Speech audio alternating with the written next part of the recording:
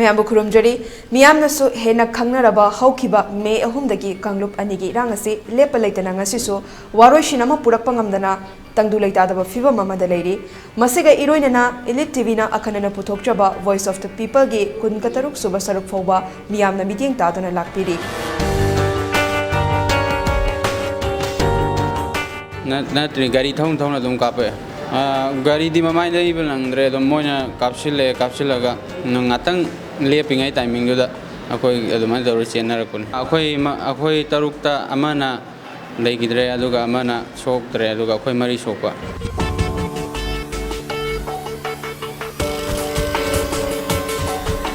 ngasisu voice of the people gi 23 suba episode ta Thoubal district te leiba Rice Research Station khangabok ta hangiba relief camp ta serau sugnu dagi nongmai pankhiba yauna awa ana taraba myoi kayana phongdorokpa wafam sing mayam punamuk miding taminarasi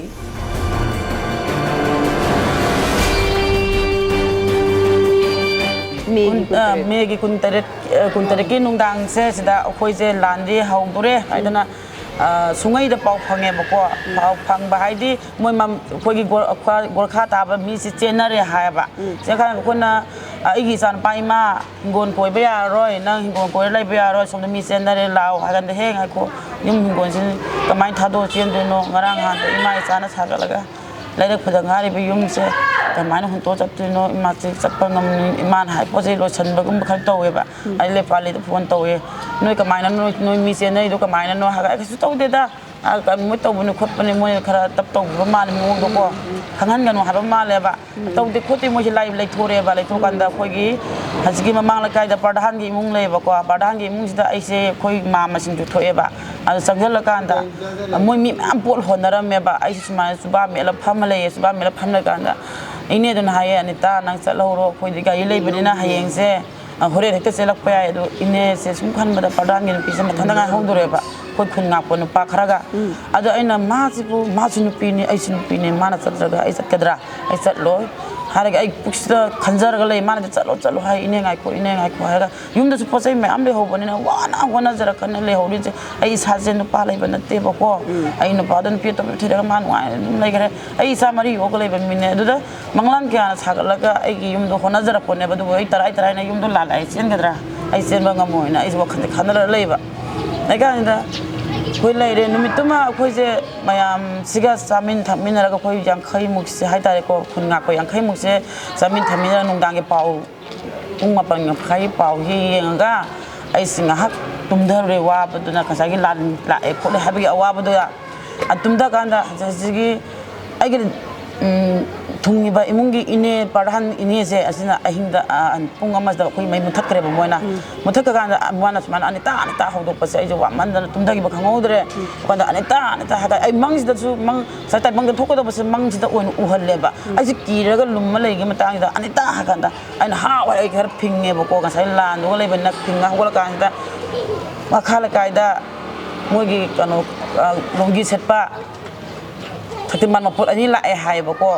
ha bi dei kai no hai si bo nang gyan tara bang hak pham da e pham da ga kai do re ine hang kan da longi se pasing do si jau sale e ye aduna khoi ka mai to si ge hai ka nga wa khan do ra pham me wa khan do ka ai to si ge si ka mai to si ge khal kan da ai ki ra chen ge da nong dang si da che lo roi ai sem ba di che lo roi na inau pi sing da phone to ho re ai nau noi krai lei angang sing to chal lo moi bi asu yo re ko le ha kan da akhoi sum har ge mon ai si se pan da yong yong duro ba pham ngak ta ne ko moi su khang ja sanu mon ngam ba do koi haira ge ba ko se ngon da yo re yo kan da se hek pi ba ga moi na hai ba akhoi nong mai ka pa ho ge hai ba ado khara ma de ngak tang ge on de moi ho tong na ga sum ngak na ram me ba ngang na ba da ge di moi kap pa smai ngam tong na ram ba da ge di pung ani ta salak to re ba ko ani ta salam dai mo na hai ma khala kai da gi mai hana mai yum mai tha ba horo hai ba adagi di noi faring tok tho hai ba moi maron du khata ne ko ne loksal ba ngam mi se ko wa ngang de moi gi se tu da ko ma sen phauna ba gi nakna ba gi ko phauna ra ga loi pata ba phange ba tam kan da khoi moi ji hai ba sipai gi gari hajikan sipai kano yam pam to ka mai dai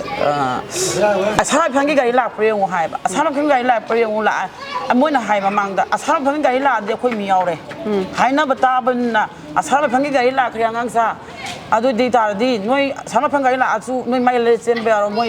ꯁꯣꯏꯗꯅ ꯑꯩꯈꯣꯏ ꯌꯥꯎꯔꯛꯀꯅꯤ ꯑꯗꯨ ꯃꯣꯏ ꯄꯨꯡ ꯁꯦꯀꯦꯟ 5ꯒꯤ ꯃꯅꯨꯡꯗ ꯅꯣꯡꯃꯩ ꯀꯥꯞꯄ ꯍꯧꯔꯅꯤ ꯍꯥꯏ ꯑꯗꯨ ꯑꯣꯏꯇꯥꯔꯗꯤ ꯑꯉꯥꯡꯁꯤꯡꯗꯣ ꯈꯣꯝꯖꯜꯂꯨ ꯍꯥꯏꯅ ꯑꯉꯥꯡꯁꯤꯡꯁꯦ ꯑꯩ ꯅꯥꯛꯇ ꯂꯣꯏꯅ ꯆꯦꯜꯂꯦ ꯏꯅꯥꯎꯅꯨꯄꯤꯁꯤ ꯐꯣꯟ ꯇꯧꯔꯦ ꯐꯣꯟ ꯇꯧꯀꯥꯟꯁꯤꯗ ꯑꯩ ꯇꯁꯦꯡꯅ ꯍꯥꯏꯕ ꯃꯤꯅꯤꯠ 5ꯒꯤ ꯃꯅꯨꯡꯗ ꯑꯁꯤꯒꯤ ꯁꯥꯏꯂꯦꯟꯁꯤꯅ ꯍꯦꯛ ꯅꯣꯡꯃꯩ ꯀꯥꯞꯄꯛꯇ꯭ꯔꯕ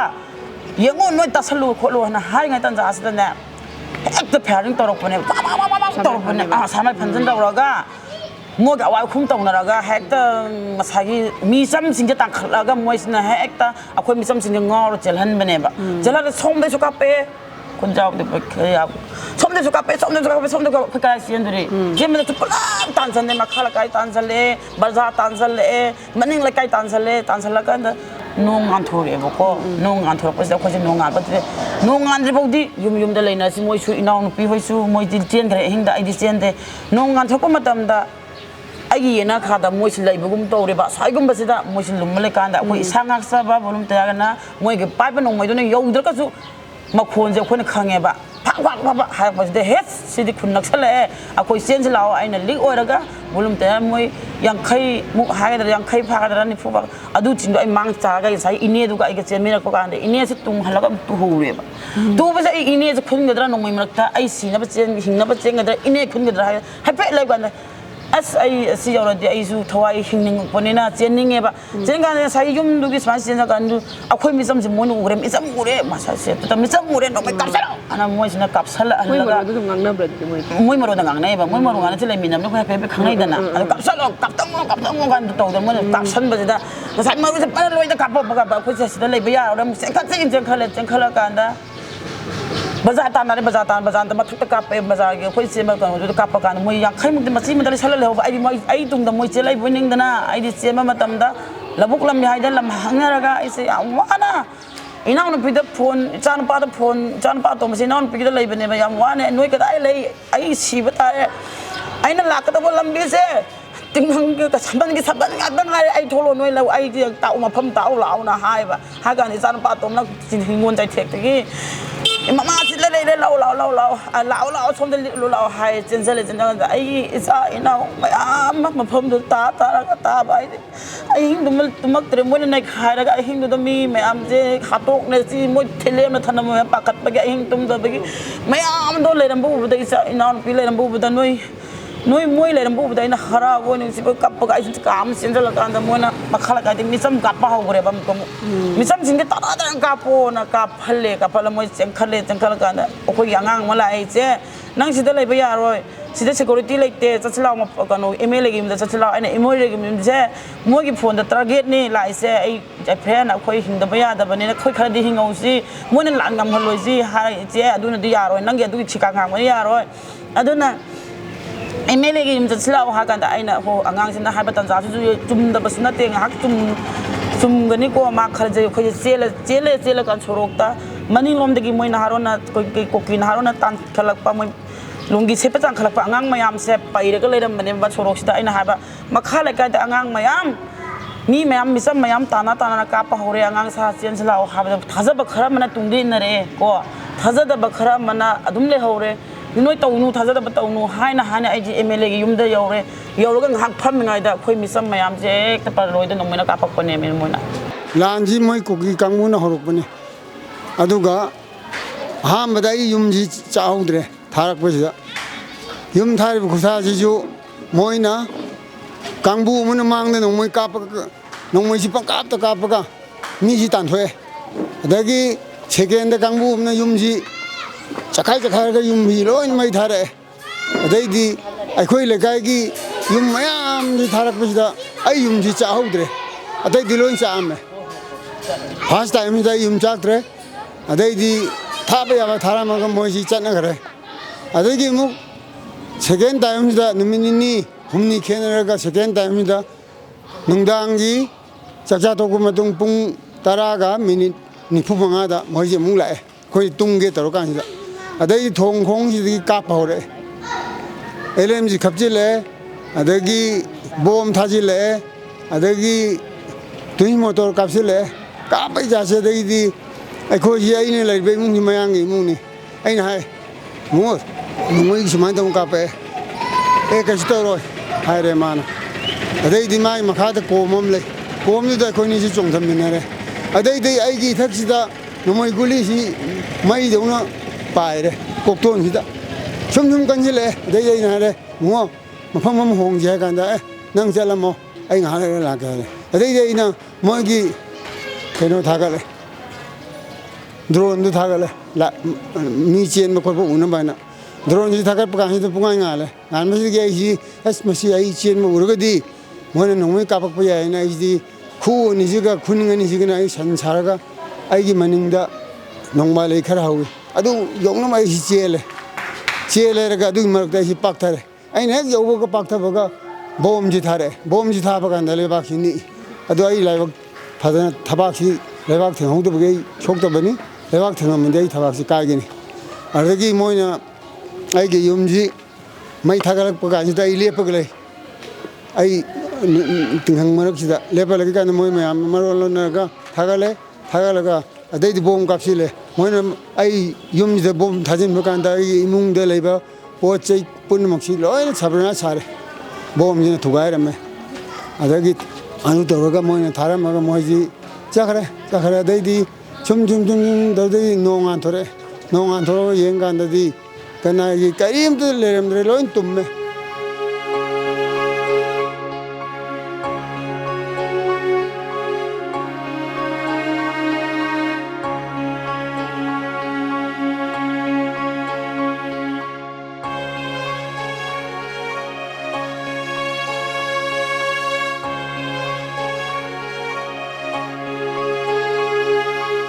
MLA yumda yore adai mathak ta laiba min hai noi mi sam yam chhe thong ji hang thong ji sumai no ma bo ki ba gi hang tok na dre bo khoi se nga sa gi moi sang ka dra na ade moi no so hai ba ade bangla da phrit phaure asi em tau dum hai ba khoi di MLA yum de thugai ni khala ga idi im do sang za de ba set ba ki ba gi ko ade moi na adagi mana moi mi sam yam tan za la mi sam sing je sida no mai ohum pan ba khong da pan ba buk da pan ba sida pan ba am pa la hanu bi ju mai tha ba yaw bi gre ba ko khoi ibu kini yongose makok ni ibok se kachin de lochar ni direct yum kachin ne sinam mangol leire mi kya muki sokko mi adu numit to mi je aina chorana khan bada mi manga taruk ti parana I thokre ai cinema oina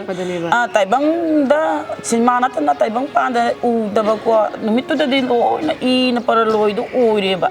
ada khoi je khalle ba antok na laksa na to gre da moi na khoi de laksa ba je a khoi je kamai to ni khali ngai tan ja da am ko mu moi mai to re to kan da khoi je para loi de ka pe du ga matang da dum pal lage ko moi na I hat pa lak ke laks nu sifai ga ji ki sifai ga no do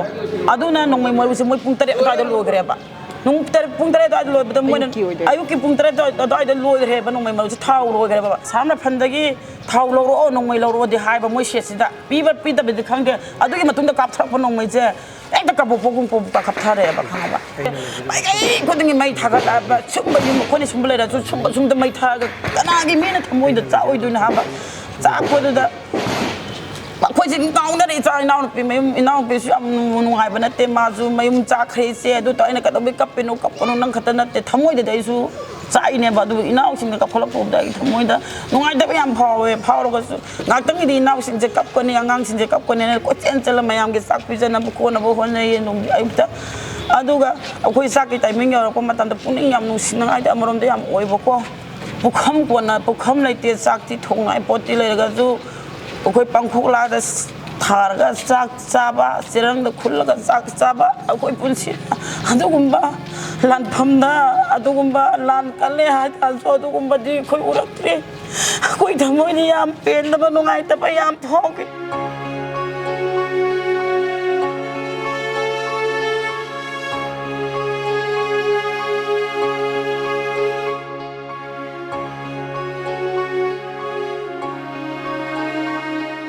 khoi sak sare numisima khoi lok thok pangam dre ba ko MLA la e na pau di tara khoi je lok thok pangam ani lok thok pi re ne na harau la le ba timing je MLA se khoi osla pangam dre ba ajina jre khun dagi nongmai kapsal la ga MLA je han gre ba ko han gi bai nung dang je mo na pung asukta pung baro da moi khoi tok na ba hat ka ne na ha e ba คุณกันในป้านเซ่คุยไอ้หิงสิเอเมเลมุงยุมสเตเลยเดียวว่านังค้างกับคุยจะกระมาการจะทุกทีโน่คุยทวายสิสีกันดระงั้นสิไอ้หิงจะบอมทัดละหัดกันดระอดุนัตระก็ไกด์ดาวร์ก็หัดที่นี่มักหัดคิดดระหายไปว่าขันดาไอ้หิงจะตุ้มไปอาดิซุ่มบุญนัดที่นี่มวยกูบิทาบกอดีกีมรกทาบมารุกตัวจูรีตัวคุยสิพีสุยาวตัวบคุยสิทารมารอันเจ้าบ้านนี้มีลิกลามุชันไปอาเดบอะดูคุยเล่ามาไหลนะฮะเส้นทงกันแต่ดอลปุ่มมารีขักไหลบะดูกินนุ่งด่างสิตัวก็แต่ปุ่มมารีขักหลักปุ่มมารีตัวนี้แกเรามีหัวดูโนบัลลักตัวจ้ะมีแกเราหัวดูคุยจะจัดยิ่งกันเลยลูงามังลูทุ่มมังลูจะงาหิงเอาบกครันลูดูดีลิทบหัวน่ะบดดูเนี่ยบคุยตัวจะมาช้ำพูดนักปนมารอมาอะดีกีตุชันมารอมาคุยดี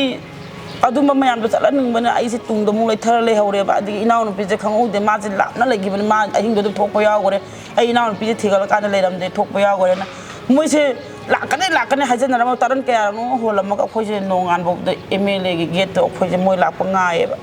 tum da bida pham na pham mi akhoi mi moi hon ga ma tung de chuli singa ni mo ma se tum lai ba adu ga akhoi je tu no sim ba ges da pa da pham ma ga na pibu ma mum ga nonga le ba nonga kan su lo ba lakte kare sira chang mo na hala tu no ko na hala tu no ha bida karom da gi no sai sapi gari dum tara manga gumba asame phangi gari da tara manga gumba chang la e ko la kan di ngasagi imau nu pisu yaure ba ise ko aduga isa asu kanu chung yaure mo isin je kongkhana bo hona ba ise thok phangau da ba thawai ko bani sining bani hantak tin noi de horo ai tho ne na tho kan de thawai de hingningi adu isa ngai le hawani na ai gi thamoi da yam kappe ai isa le horo ka kamai na ai mafam ji da thok ti no ai si na su jara jaru ai hinga zo hinga sa na isa ge na mak te hingak pane ai se sa ge na te hingak pa adu ga ai na ka do ba ge ai thi ba ki ri no ai te hor ge ha ka se pa na ha ba nang thong asi gi mi ta na sa sin ke loi ni pu thok ka ni nang phamu ha ka isa ka bo se u ba phang ge u ba khang de ai am kappe sarau gi uchna jina khoi pu thore ba ko pu thok sarau gi thong da lep hai pe yang ka de yum jing de lo ni tura ga kana lai sa da ba sing lan da ma ji ba ora ga ko na mi na ga pu thora pa do a ko gi pu si ga roi bo ning da nai ni a ma kap ga pham da tolak ki ba tolak ma tam da sing ka ga si da tham me bo ko mo na mo ko be ga halo ka da ko thawai ji loi re ba cha tor ba cha la kai do du ja na mo ji bo ha ga da am ko ma ta ga ma be halo ha ba be halo ai ko ji be halo ai am ko mo na mo nge pu thora ga na te che ta na te direct si phai na ha ba ko de sma ni sing ka re ne ba thom jing a do ko thawai ji si ga da pa ka mo ne be adu jan ja da be halo ma ha ba kham ga aduga moina damaina tawraga ne akhoi thawai ju china jan sugnu yaropadagi thawai kanjare nupa macha ngai dil hore nupi ngai dil la e adu isa le ho la hi da nupa na taw ni nupi taw na te hare ai china poraga ai che kanu da ngu dai no mo pathara ma ni mo pathara ga do pangan da pida numi humni lan khoi mayam gi awana gi chak thong pangam me isa narak padagi kanu da tekam da lega da icha pa mu nong mai na pa le ha serogi do koi sang bayare na sang jaru da icha na pa de imbus tawre icha na pa yam thina soe ma ga somina ba mi do chire ma ga phamina ba mi do chire ya ba mon mari mati kan bangam hore isa adu i martu da icha na pa thina soe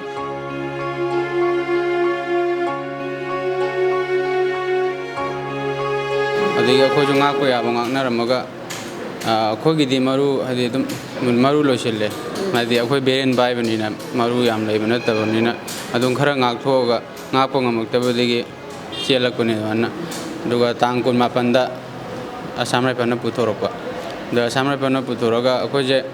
wangu da dum lai re yamba wangu da le ga ayu ko dinge da mana kummaga duga tangma jigi jun gi tangma jigi tin pung mari makai dwai da ne ai shoi je yum maya aina yum haipet changu je na yum di yokshin bangam driba akhoi don kitang matai oi bani na kano kitang pharak ta do yum ab da changu je na thom dai do chang akhoi taruk chang mada nama laibak ti dana lai gidre wangjing dai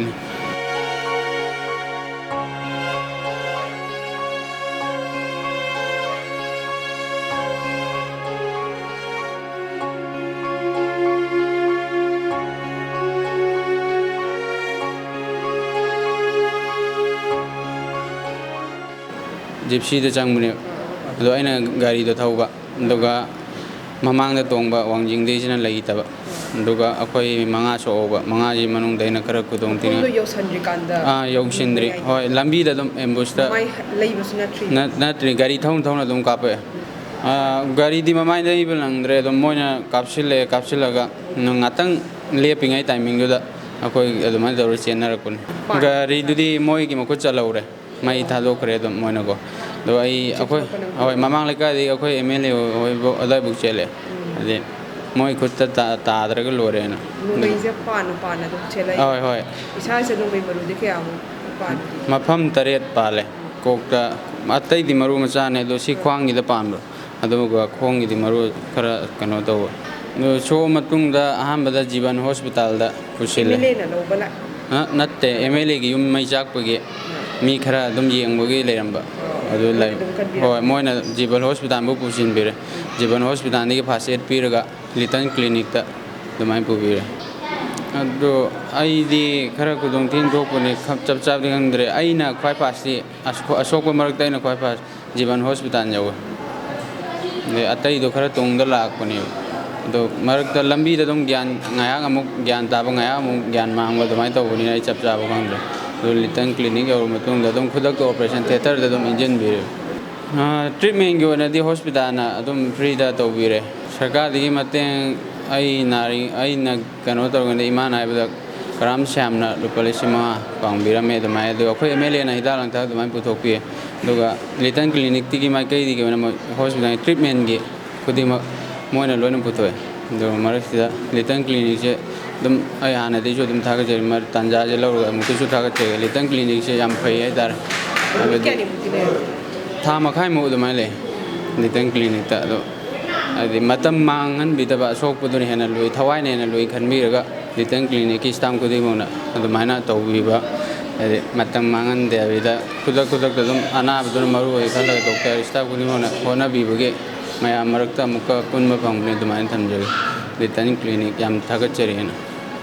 ꯃꯌꯥꯝꯅ ꯋꯥꯍꯪ ꯑꯃ ꯑꯗꯨꯝ ꯇꯠꯇꯅ ꯍꯪꯉꯦꯕ ꯋꯥꯡꯖꯤꯡ ꯃꯆꯥ ꯃꯥꯅ ꯁꯦꯔꯧꯗ ꯀꯃꯥꯏꯅ ꯆꯪꯉꯒ ꯂꯩꯇ꯭ꯔꯤꯅꯣ ꯂꯨꯠꯄꯥꯠ ꯇꯧꯕ ꯑꯗꯨꯃꯥꯏꯅ ꯃꯌꯥꯝꯅ ꯂꯥꯟꯅ ꯎꯕꯗꯣ ꯂꯧꯕꯤꯒꯅꯨ ꯑꯩꯒꯤ ꯃꯔꯤ ꯃꯇꯥ ꯑꯣꯏꯕꯒꯤ ꯑꯩꯒꯤ ꯌꯨꯝ ꯃꯩ ꯆꯥꯛꯈꯤꯕ ꯈꯣꯠꯈꯤꯕꯗꯨꯗ ꯅꯨꯡꯉꯥꯏꯇꯗꯅ ꯐꯤꯔꯣꯟ ꯆꯥꯔꯣꯟ ꯈꯔ ꯂꯩꯕꯗ ꯑꯔꯦꯝꯕꯗꯣ ꯂꯧꯃꯤꯟꯅꯁꯦꯅ ꯆꯪꯃꯤꯟꯅꯕꯗ ꯈꯨꯗꯣꯡꯊꯤꯕꯁꯤ ꯅꯪꯈꯤꯕꯅꯤ ꯂꯨꯇꯔ ꯅꯠꯇꯦ ꯃꯤꯌꯥꯝꯅ ꯂꯥꯟꯅ ꯎꯕꯤꯕꯗꯣ ꯑꯗꯨꯝꯇꯪꯗꯤ ꯎꯕꯤꯒꯅꯨ ꯇꯁꯦꯡꯅ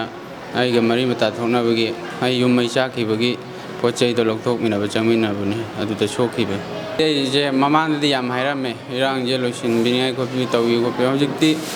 ꯍꯥꯏꯗꯤ ꯑꯩꯉꯣꯟꯗꯒꯤ ꯍꯦꯟꯅ ꯂꯥꯏꯔꯤꯛ ꯂꯥꯏꯁꯨ ꯍꯩꯕ ꯃꯆꯤꯟꯆꯠꯄ ꯃꯌꯥꯝꯅ ꯍꯥꯏꯕ ꯌꯥꯕ ꯍꯥꯏꯔꯦ ꯑꯗꯨꯐꯥꯎ ꯇꯥꯗ꯭ꯔꯕꯅꯤ ꯃꯥꯃꯨꯂꯤ ꯑꯩꯒꯨꯝꯕꯅ ꯍꯥꯏꯔꯒ ꯇꯥꯕꯤꯗꯧꯕ ꯑꯗꯩ ꯎꯕꯤꯗꯧꯕꯁꯨ ꯂꯩꯇꯕꯅꯤꯅ ꯑꯩ ꯃꯣꯏꯗꯗꯤ ꯀꯩꯝꯇ ꯍꯥꯏꯅꯤꯡꯕ ꯂꯩꯇꯦ ꯑꯗꯨꯕꯨ ꯑꯩꯈꯣꯏ ꯃꯅꯤꯄꯨꯔꯒꯤ ꯄ꯭ꯔꯖꯥ ꯃꯔꯨꯑꯣꯏꯅ ꯃꯩꯇꯩꯁꯤꯡꯗ ꯑꯩꯅ ꯍꯥꯏꯖꯅꯤꯡꯕꯁꯦ ꯏꯁꯥꯒꯤ ꯐꯤꯕꯝ ꯁꯦꯝꯃꯒ ꯂꯩꯁꯤ ꯁꯤꯃꯗꯤ ꯍꯥꯏꯅꯤꯡꯉꯤ ꯑꯗꯨ ꯑꯩꯈꯣꯏ ꯏꯄꯥ ꯏꯄꯨ ꯑꯊꯧꯕ ꯃꯆꯥ ꯃꯁꯨ ꯉꯥꯛꯇꯅꯤ ꯑꯩꯈꯣꯏ ꯍꯧꯖꯤꯛ ꯀꯤꯕꯒꯤ ꯅꯠꯇꯦ ꯑꯩꯈꯣꯏꯅ ꯂꯩꯔꯤꯁꯦ ꯇꯉꯥꯏ ꯐꯗꯕ ꯈꯔ ꯂꯩꯕꯅꯤ ꯑꯗꯨꯃꯥꯏꯅ ꯊꯝꯖꯒꯦ ꯑꯗꯨ ꯐꯤ ꯁꯦꯝꯃꯒ ꯂꯩꯁꯦ ꯍꯥꯏꯅ ꯊꯝꯖꯅꯤꯡꯉꯤ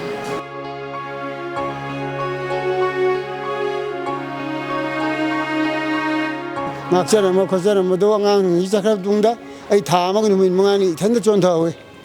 ꯃꯌꯥꯡꯒꯤ ꯌꯨꯝꯁꯤꯗ ꯑꯗꯩ ꯃꯇꯝꯗꯨꯗ ꯃꯩꯇꯩ ꯆꯤꯊꯕ ꯊꯤꯕ ꯂꯥꯛꯑꯦ ꯑꯁꯔꯐꯟꯅ ꯃꯩꯇꯩ ꯀꯅꯥ ꯌꯨꯝꯗ ꯆꯤꯊꯍꯧꯕ ꯂꯩꯌꯦꯗ ꯑꯉꯥꯡ ꯑꯃꯅ ꯍꯥꯏꯗꯣꯛꯑꯦ ꯁꯤ ꯌꯨꯝꯗ ꯃꯩꯇꯩ ꯑꯃ ꯂꯩ ꯍꯥꯏ ꯀꯥꯟꯗ ꯀꯧꯊꯣꯛꯑꯦ ꯑꯩꯁꯦ ꯑꯁꯔꯐꯟ ꯃꯩꯇꯩ ꯃꯆꯥ ꯑꯃ ꯌꯥꯎꯔꯝꯃꯦ ꯑꯗꯨꯅ ꯄꯥꯕꯨꯡꯒꯤ ꯃꯤꯡ ꯑꯝꯇ ꯍꯥꯏꯕꯤꯌꯨ ꯑꯩ ꯌꯥꯏꯃ ꯀꯧꯏ ꯄꯥꯕꯨꯡꯒꯤ ꯆꯍꯤꯗꯤ ꯑꯩ 69 ꯁꯨꯔꯦ ꯑꯗꯨ ꯄꯥꯕꯨꯡꯒꯤ ꯌꯨꯝꯗꯨ ꯀꯗꯥꯏꯗꯅꯣ ꯁꯤꯗꯅꯤ ꯄꯥꯕꯨꯡ ꯍꯥꯏꯐꯦꯠꯇ ꯌꯦꯡꯖꯦꯅꯦ ꯃꯥ ꯄꯨꯔꯦ ꯌꯦꯡꯃꯤꯟꯅꯔꯦ ꯁꯤꯗꯩ ꯍꯧꯕꯅꯤ ꯁꯤ ꯇꯧꯕꯅꯤ ꯃꯥꯅ ꯐꯣꯇꯣ ꯀꯥꯞꯄꯦ ꯑꯗꯒꯤ ꯃꯥꯡꯒꯣꯟꯗ ꯑꯃꯨꯛ ꯂꯦꯞꯄꯦ ꯏꯁꯥꯒꯤ ꯐꯣꯇꯣ ꯑꯃꯨꯛ ꯂꯧꯔꯦ ꯄꯥꯕꯨꯡ ꯌꯥꯔꯦꯅ ꯃꯥꯒ ꯑꯩꯒ ꯂꯥꯛꯃꯤꯟꯅꯩ ꯑꯩꯒꯤ ꯂꯩꯐꯝꯗꯣ ꯑꯗꯨꯐꯥꯎ ꯂꯥꯛꯃꯤꯟꯅꯔꯒ ꯑꯩ ꯂꯩꯍꯧꯔꯦ ꯃꯣꯏꯒꯤ ꯑꯆꯧꯕꯒꯤ ꯃꯅꯥꯛꯇ ꯂꯣꯏ ꯆꯪꯈ꯭ꯔꯦ ꯑꯗꯒꯤ ꯈꯔꯅꯤ ꯂꯩꯔꯒ ꯃꯣꯏꯒꯤ ꯑꯁꯥꯝ ꯔꯥꯏꯐꯜꯁꯤꯅ ꯃꯩꯇꯩ ꯊꯤꯕ ꯂꯥꯛꯑꯦ ꯑꯗꯒꯤꯗꯤ ꯑꯩꯁꯤ ꯀꯧꯊꯣꯛꯑꯒ ꯍꯧꯖꯤꯛ ꯍꯥꯏꯔ ꯑꯗꯨꯃꯥꯏꯅ ꯍꯪꯕꯗꯒꯤꯗꯤ ꯑꯅꯤꯔꯛ ꯁꯨꯕ ꯑꯣꯏꯅ ꯂꯥꯛꯄ ꯑꯅꯤꯔꯛ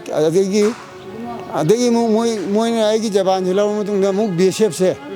ꯑꯃꯨꯛ ꯂꯥꯛꯑꯦ ꯅꯣꯡꯃ ꯑꯌꯨꯛ ꯆꯃꯥꯡꯁꯤꯗ ꯃꯣꯏꯅ ꯍꯤꯟꯗꯤꯗ ꯍꯪꯉꯤ तू मणिपुरी है ना हाँ हाँ सर है अदुदे अतैदी लोइन चखरे नंग नथंद सिदा कदोबी लेहौरिनो नंग सिदा नंग करी थबक लै कदोबगी लैनो सिने आदागे लेमिना माय मयुम चाखिबगी लेफम लेतबै लेबनी अदु म्याम चरसि मासु चाखिबि याद्रा अदु करिगुम्बा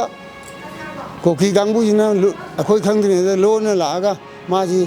हल में खलो नत्रगा फुर में खलो मतमदिदा नंग करी तबो ngamguni हायरे मयांगदु को अदैदि मयांगदु मानजु नोए उपाय खंग हाखम खंगरमेना अदैदि आइसे मोइना मो हायरे कोना हय लेरदि लेरो अदु करिगुम्बा मोइ लागादि खुद थांकलगा नंग अखोयगी गेमदा चंगउ लाउरो कौरो अदु अखोयना नमु कन्नी हायरेबको हाय मतमिदा आइसि मोइ जखा तुंगा सि वखनसे खल्लेबा अस मोइ ngasi hangबो hangसिदि कोशलमनी अदुनदि आई नुमिसिदा आई थोहौदबा याद्रे ना आइसे कनो आंगांजिंग हाना चेनबिगी पोचै लखोटपा गाड़ी लाएबा गाड़ी मोइगे लेहौबा बारी अदगी फौचें हाप गाड़ी इबुआइसु खरा यावगे अदुना नोय गाड़ी दा ए तादा यानी हाना अदु मान तरोगा आइसे मतमदा थोरपा कांदा लंखाइसिदा असराफन चेक लेरमी अदाइसि कुमथौ हाय आधार कार्ड पुथो हाय अइना आधार कार्ड मई चाकबदे यावखरे कुमधर हाय कुमधबदो आई खोंग यादे फरे फरे लेरो हारे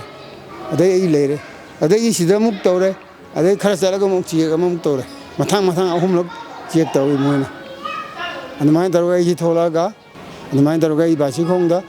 चलगा चानपी युमसिदा आई था मरोम फानिंगसिद आई लेरेबा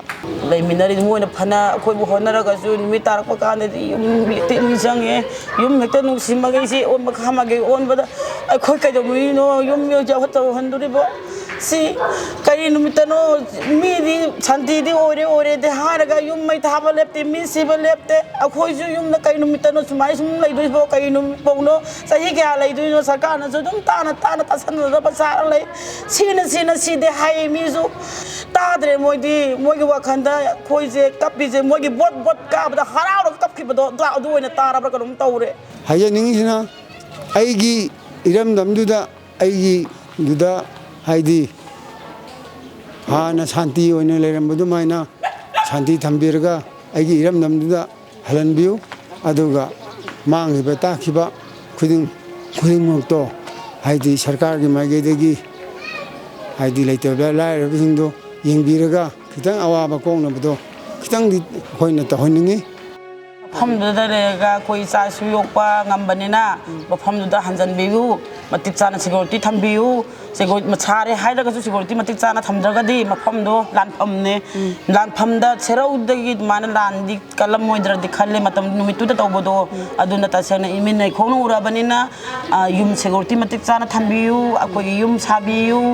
अकोई हजि लौ से लौदो रिलिफ केमदे लौबा यागदरा सेंना हाबदा अदु युम हाना साबिगो अकोई मफम चाना सिक्योरिटी थंबिगो अदु अकोई लौ उजगे दु युमदा लेजगे ज्ञान ताना इसा इस तौरगा लेरगा उरिबा लौसि सरकारना ए नोइसि चानी खंगदमना हाय मरु लोकाना मोइना अमु मै थाबिगदरा कैदौबिगदरगे दिखंदे हजि फौदि लौ खरदि उबा चंगेबको चंगसु मोइ नुपानेबा अदु नुपि अखोनि कमाइना लौ उबा चंगदे अदुगा ngasi manipur state ki सरकार सिंगसिजु ममितांग हरे माया द फिबुन नंग हरे अदगी सेंट्रल सरकार सु अदु मंगाय मोइना कारिम जंग सि बाउदा मांग इबता इब तौरिबा मियाम जिगी वखन जि मोइना इरै लेबिदे रिलीफ कैम्प ता लेरिबा अवा अना तारबा मियोय कयाना मसागी ओइबा मोड फोंदोकपिरखरबा मतुंगदा ngasiगी ओइनादि वॉइस ऑफ द पीपल की कुनगतरेत सुबा एपिसोड मतंग असे लोइसिंजरे चैनल सिमक्तदा पुंगफम सिमक्तदा मथंगी एपिसोड ता कनाना करी हाइरे करी फोंदोरे करी मोड लै हाइबदो मयाम पुना मुक पिदेंग तामिनरसी ngasiगी ओइनादि काइननबा या थंगनिजरी।